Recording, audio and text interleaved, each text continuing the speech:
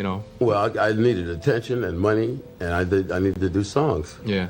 I have songs I've been blessed to be able to play. Sly Stone, the eccentric genius behind Sly and the Family Stone, was one of the most revolutionary figures in music history.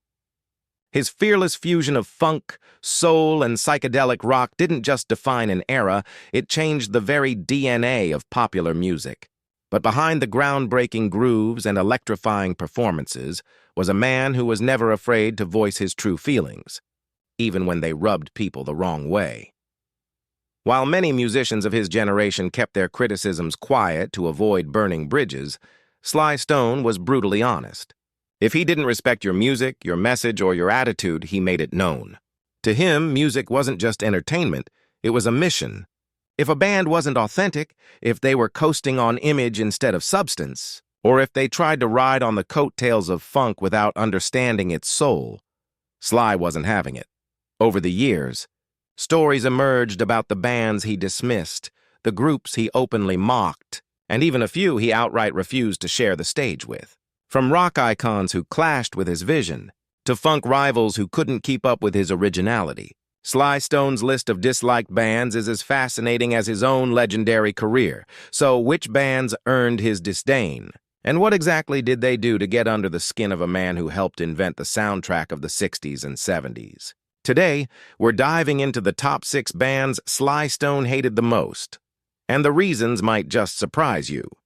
In the late 1960s, Sly Stone and his band were at the cutting edge of music. Sly and the Family Stone weren't just performers, they were innovators.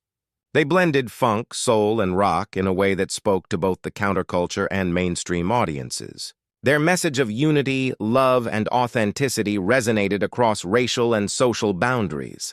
To Sly, the music wasn't just about entertainment. It was about truth.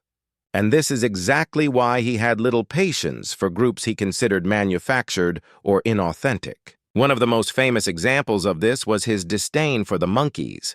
The Monkees, often referred to as the Prefab Four, were created by television producers in 1965 to star in a sitcom about a rock band.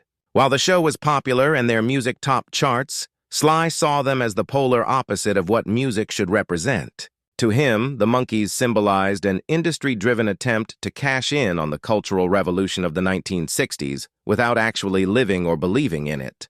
They were polished, controlled by record executives, and at least in their early days, didn't even play their own instruments on records. For Sly, who had spent his early years grinding in the Bay Area club scene, learning every instrument he could, producing records, and fighting for recognition in a business dominated by white executives, the Monkees were the embodiment of everything fake. While Sly poured raw emotion, political consciousness, and social commentary into his songs, the Monkees were delivering catchy, packaged tunes written by others. Rumors circulated that Sly once mocked them in private conversations, calling them a cartoon compared to real bands. He believed they represented how the industry tried to water down genuine artistry for profit. And while the Monkees eventually fought for more control of their music and proved themselves as musicians, the damage had been done in Sly's eyes. They were a reminder of how the industry often rewarded surface-level charm over true artistry. This clash wasn't personal. Sly didn't hate the Monkees as individuals, but he despised what they represented. A manufactured product trying to exist in the same cultural space as revolutionary artists who risked everything to speak their truth. For a man like Sly Stone, whose music carried the weight of authenticity, rebellion, and soul, the Monkees simply didn't belong in the same conversation.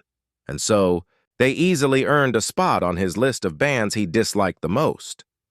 By the early 1970s, Sly and the Family Stone were at the peak of their fame.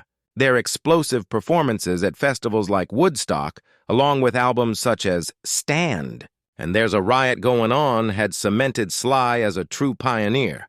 Funk was no longer just a sound, it was a movement.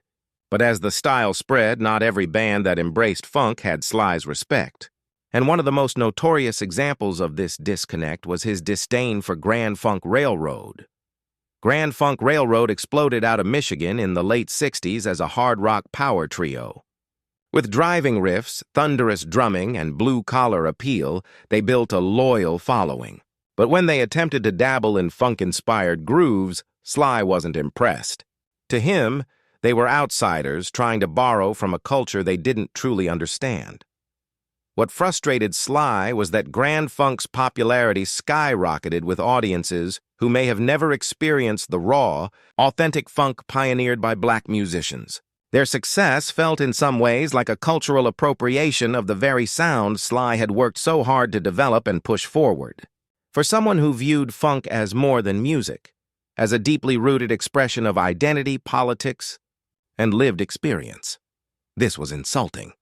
There are stories of Sly publicly brushing off Grand Funk Railroad, suggesting that their attempts at funk rhythms were clumsy and lacked soul. He didn't deny that they could play loud and energetic, but to him, they were missing the groove, that deep, unshakable pulse that comes from within. Funk wasn't about technical skill alone. It was about feeling, about channeling struggle, joy, and defiance into every note. Adding to the tension was the fact that Grand Funk's audience was overwhelmingly white and middle American. Sly reportedly saw them as a band that the music industry propped up as a safe alternative to funkier, more politically charged black artists. While Sly and the Family Stone addressed race relations, unity, and societal upheaval, Grand Funk was singing more accessible, party-ready rock anthems. To him, it was proof of how unfairly the industry rewarded imitation while sidelining originators. It wasn't that Sly Stone hated every rock band. In fact, he admired many, from Jimi Hendrix to the Rolling Stones, who embraced funk and soul with genuine respect. But Grand Funk Railroad, in his eyes, weren't in the same league. He felt they had diluted the essence of funk for commercial gain. This difference in philosophy ensured that Grand Funk Railroad landed on Sly's most hated list. It wasn't just about music, it was about authenticity, originality, and the cultural weight behind the sound. For Sly, funk wasn't a costume you could put on for a few hits. It was a lived experience, something that couldn't be faked, and in that sense, Grand Funk Railroad represented everything Sly was fighting against, an imitation of funk without its soul. In the early 1970s, the world was captivated by the Jackson 5. With their matching outfits, polished dance moves, and the astonishing voice of a young Michael Jackson, they became one of Motown's most successful acts almost overnight. Their bubblegum soul style, catchy, youthful, and radio-friendly, made them household names. But for Sly Stone, who was leading a musical revolution with Sly and the Family Stone, the Jackson 5 represented something he couldn't stand: packaged perfection, designed to sell records above all else. Sly was known for being unpredictable, raw, and authentic. His band was multiracial and multigendered, symbolizing unity in a time of deep division. Their songs carried messages about race, peace, love, and social change, wrapped in grooves that could make anyone move. By contrast, the Jackson 5, though undeniably talented, were heavily controlled by Motown's machine.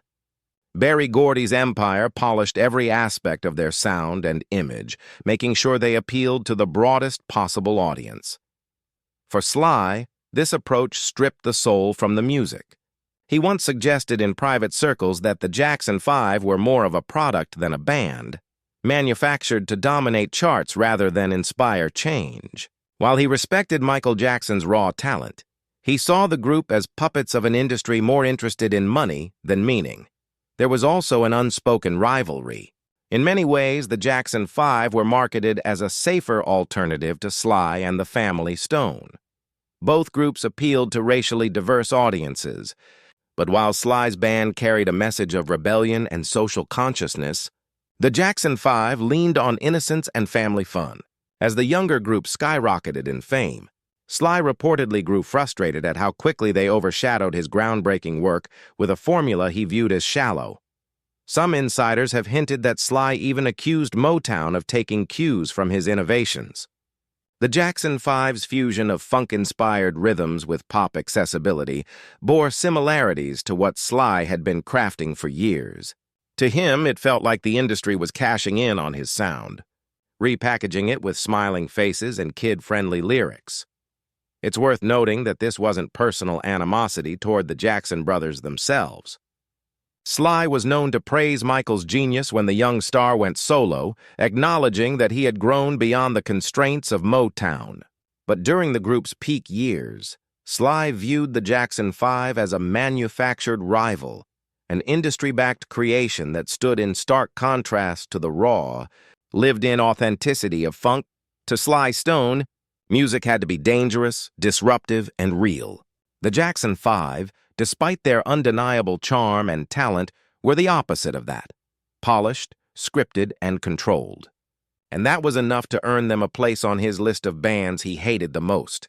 By the early 1970s, Chicago had become one of the biggest rock bands in the world. Known for their horn-driven sound and polished arrangements, they dominated both FM radio and the album charts. With hits like